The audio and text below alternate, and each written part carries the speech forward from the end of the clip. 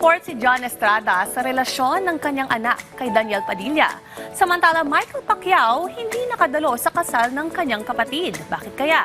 Alamin sa ating ulat, Showbiz.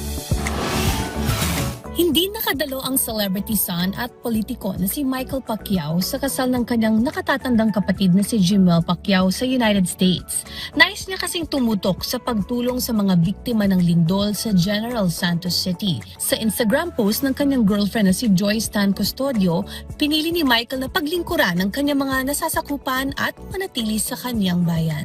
Si Michael ay kasalukuyang nagsisilbing konsehal sa General Santos City. Proud na proud naman si Joyce kay Michael. Anya hindi madali ang maging absent sa isang mahalagang family event. Ngunit nariyan din ang commitment ni Michael na maging present at makatulong lalo na sa panahong nangangailangan ng tulong ang kanyang mga kababayan.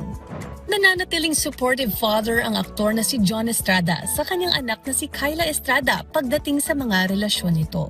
Itong napag-usapan sa media interview nang matanong siya tungkol sa relasyon ng kanyang anak kay Daniel Padilla.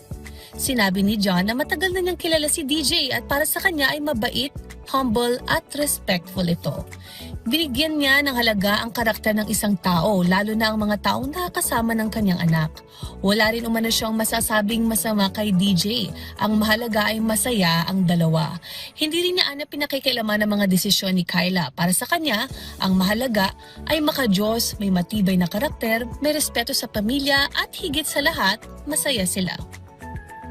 Abangan muli ang aming entertainment stories dito lamang sa Ulat Showbiz.